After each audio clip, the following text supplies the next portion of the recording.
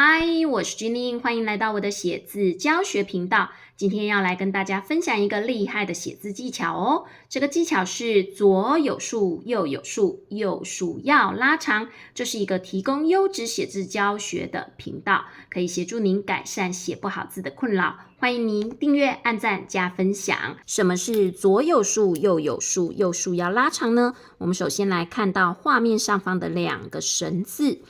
第一个神字，它的左边的竖画跟右边的竖画差不多长。第二个神字呢，左边的竖画比较短，右边的竖画比较长。那我们来看一下两个神字呈现出来的效果，我们会发现这边的神字看起来呆板而笨重，这边的神字在字体的结构上面比较有变化。所以当左边有竖画，右边也有竖画的时候，我们要把右边的竖画拉长，写长一点哦。那我们现在来写神这个字咯。首先我们先下一笔的撇画，撇画的中段下竖画，竖画的部分不要太长，如果把竖画下得太长，等一下右边的竖画就会拉到更长，这样结构上面就会有点奇怪。好，接着我们下一笔的横画，然后呢再下一笔的竖画。按照刚刚的原理，我们现在把左边的竖画写短，右边的竖画写长，用左有竖，右有竖，右竖拉长这样子的技巧去处理神字。接着我们要再把左有竖，右有竖的原则继续应用学习哦。我们来看到制度的制这个字，制度的制左边是一笔的竖画，右边是竖钩，竖钩我们也算是竖画的一种。所以制度的制也要拉长右侧的竖钩，让它变成是字体里面最长的那个主笔哦。接着我们来示范书写制度的制这个字咯。先下一笔的撇画，再下第二笔的横画为上扬，第三笔的横画的宽度跟上方的宽度抓差不多。第四笔这一笔画我们写成直一点，接着横跟着上面的斜度进行折，稍微往左侧斜一点，接着我们再下竖画。好，我们来看到横方向的笔画都要做到均间分配。再来我们要下一笔的竖画了，下一笔的竖画到底要下多宽呢？这个时候我们就看一下刚刚竖的部分，我们有几个竖方向的笔画，从这边、这边、这边，所有的竖方向也都要均间，所以用这样子的一个推论之下，我们的竖画要下在这个位置，才能跟我们刚刚的竖方向的笔画达到一个均间，空间均等的分配，字才会容易好看。下了一笔竖画之后，再下一笔的竖钩，这个部分我们来做一下弧度的一点变化哦，然后勾出，这就是制度的制。现在有趣的 Q&A 时间到咯，请问大家，为什么这一笔横折我们要特别做这样子的斜度处理呢？请大家思考看看，等一下我们公布答案哦。来跟大家解释一下，这个笔画横折为什么要特别向左倾斜一些呢？这是有原因的哦。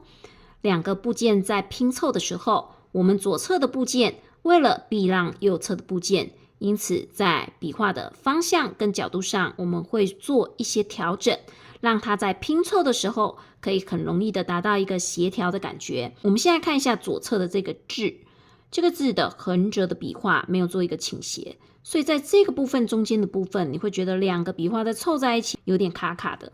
那我们其实只要把笔画做一点倾斜，两个部件就可以很轻松的融合在一起，这样字的中宫也可以更加的紧缩，看起来字体也会更加的好看哦。现在画面上方的棒子的棒，安静的静，新年的新，南柯一梦的柯，这四个字都有左边方向的笔画，右边方向的笔画。这时候我们所应用的原则也一样是左有竖，右有竖，右竖要拉长。所以我们可以看到右边的笔画都会写得比较长，同时也会成为字里的主笔哦。当然，这每一个字在书写上面都有不同的要注意的技巧。来看一下棒字，棒字左侧是一个木，右侧是一个凤。木跟凤这两个部件该怎么样让它镶嵌在一起，让部件两处都能够凑近，让整个中宫可以紧缩？那我们就要应用到一些写字的技巧跟字体书写的原则。首先，我们来注意一下棒字在书写上要注意哪些地方呢？我们先看到左侧的木字，木字的横画在书写时，我们要注意长度上面的比例，这边的长度抓长些，这边的长度抓短些，这样子就会有一个突出横画的感觉。接着我们写竖画的时候，让这个竖画稍微的偏左侧。让竖画偏左侧的原因是为了避让右侧的部件，所以我们要稍微左倾一点点。接着我们下点画，点画要记得不要超过隔壁这道隐形的墙，我们的墙会稍微有点倾斜，大家可以看得出来，倾斜之后，凤这个字就可以很巧妙的被安插进来。好，看一下我框起的两个红色的框，我们可以发现这两个部件呢可以镶嵌得更紧，所以之间的关系就会更加的紧密，字体结构也会更加的贴近。好，那我们再继续讲旁边的凤字，它有很多的横画，1、2、3、4、5个横画结构都要均间等距的安排哦。接着我们来看一下这个竖撇在写的时候该怎么做呢？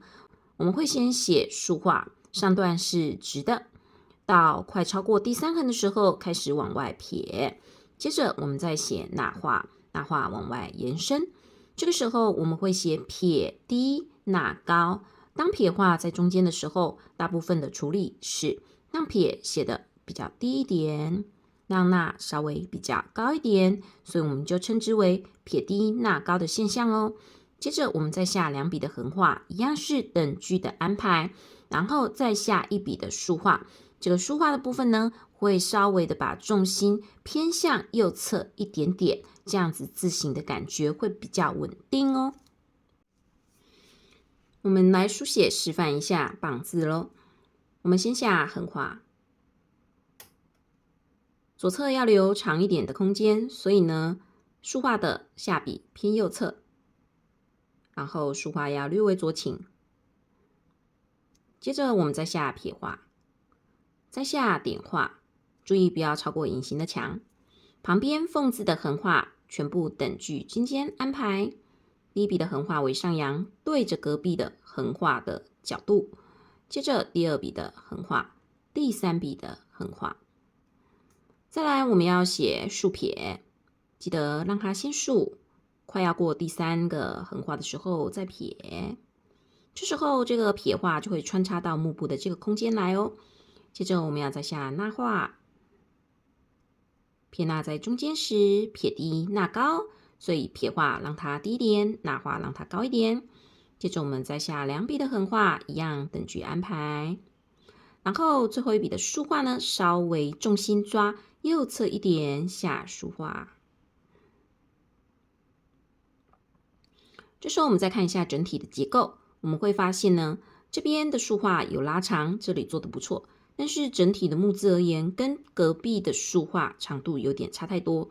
如果稍微再做一点点的延伸，棒字的空间感就更好咯。接着我们再来看一下新字的书写。首先我们下1笔的点画，接着再下横画，点撇。这一笔的横画大约跟上方的横画差不多长，2笔横画都为上扬。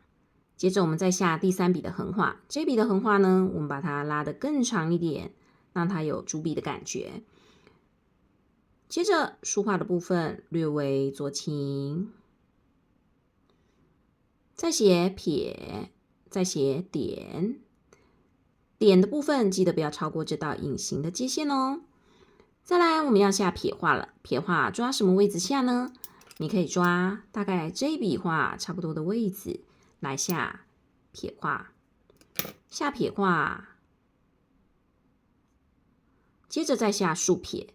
这撇竖撇呢，搭配旁边部件的长度，所以我们稍微会做一点延伸。接着我们要下横画，横画的位置呢，可以对着这一笔上扬的横画。好，那我们下横画咯，下横画，让它稍微延伸一点。接着我们要下竖画了，竖画的空间怎么抓呢？我们来看一下，这边的空间有多少，这边的空间就让它留多少。所以我们抓一个差不多的空间大小，再下一笔的竖画。左有竖，右有竖，右竖要拉长，所以让它超过隔壁竖画往下延伸，当做主笔哦。这就是新字的示范，大家可以提笔练习看看哦。那我们再来看科字要怎么书写。首先，左手边幕布这个部分呢，跟刚刚棒字的书写说明是一样的。我们记得要让这边的长度横画长度稍长，这边横画长度稍短，略为左倾的笔画，再配上这边隐形的墙的概念。好，那接着我们要来看隔壁的可怎么写咯。隔壁的可也有一笔的横画，如果两笔的横画，木字横画、可字横画都放在同一个地方，那两笔的横画会打架。所以呢，两笔的横画我们稍微让它有一点点空间上面的错落，就是呢，一笔横画上方一点，一笔横画下方一点。横画拉长之后，我们再写一个口，靠着横画的上方书写口，口部结构让它上大下小。接着我们要再写竖钩，竖钩，钩咬尖，慢慢的往中间踢出。好，我们来看一下两笔横画的安排，第一笔稍微上一点，第二笔稍微下一点，这样错开来，两笔的横画就不会打架咯。那延伸我们的竖钩的部分，让它成为这个竖方向的主笔。我们用了好多的例字，说明了左有竖、右有竖、右竖拉长的概念。希望大家也能把这些概念应用在其他的字体的书写上哦。每一部影片，我们都分享了许多硬笔书写的技巧。如果你正在这条路上努力的学习，建议你可以开始建立自己的硬笔资料库。方法很简单，按个赞，影片就会收藏在播放列表中咯，可以方便你统整学习。今天的教学就到这里，如果想要延伸学习，留言栏和资讯栏处有更多的分享哦。那么我们就下部影片见，拜拜。